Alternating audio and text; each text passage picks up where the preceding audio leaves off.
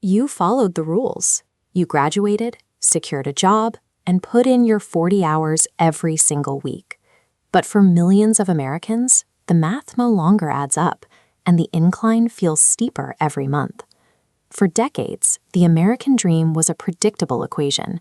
From the 1950s through the 1980s, the path to middle-class stability followed reliable rules.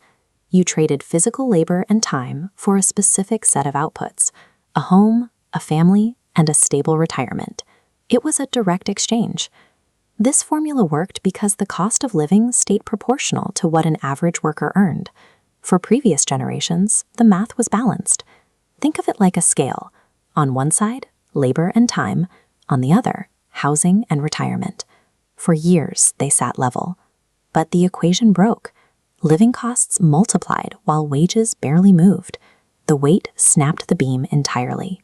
To navigate this economy, we have to look past the frustration and identify exactly which variables changed and how that changes your personal strategy. Purchasing a home used to be the primary way families built equity and stabilized their financial future. It was the foundation of the middle class. That foundation is cracking. This graph shows the reality. Median wages have stayed flat while housing costs have skyrocketed, driven by higher base prices, rising interest rates, and property taxes. This gap forces younger generations to rent for years longer than their parents did. They aren't just paying more for shelter, they are missing out on the primary wealth-building variable of the last century. What was once an accessible asset has become a significant financial barrier. Then there is the debt multiplier. Over time, carrying compounding debt has become a standard, almost invisible part of daily life. It's a mix of student loans, auto financing, and high-interest credit cards. Each one acts as a negative multiplier, draining a portion of every paycheck before it even hits your account. The danger isn't one single bill, it's the aggregation.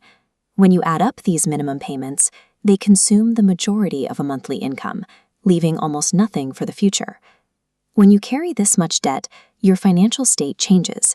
You aren't earning money to build a future, you're earning it to pay for things you already consumed. The third variable is inflation. It's a silent force because it rarely looks dramatic on a day-to-day basis.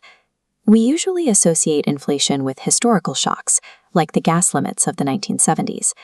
But modern inflation is more subtle and more persistent.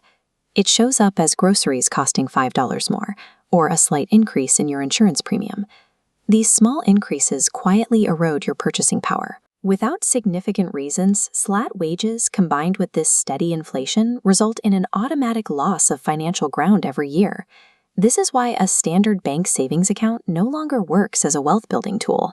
In an inflationary environment, that money is actually losing value. Wealthy Americans use a different equation. They don't rely on trading their personal time for a fixed paycheck. Their strategy is built on acquiring assets, businesses, and investments that naturally grow in value. This is a mechanical reversal of the traditional worker's path. Instead of the person working for money, the capital is deployed to work for the person. To outpace today's economic headwinds, the strategy must shift from merely earning a salary toward owning assets that appreciate. There is no macroeconomic miracle on the horizon that will return us to the prices of the 1950s. Survival requires adjusting the variables you can control, spending strictly below what you earn, and building an emergency fund to handle unexpected costs. Mathematically, the most urgent variable to correct is high-interest debt. Eliminating those payments is the first step toward reclaiming your income. Then you invest.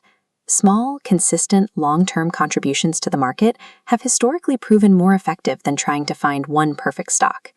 The American dream has evolved. In this economy, working hard is the baseline. Understanding the math of financial literacy is required for moving forward today.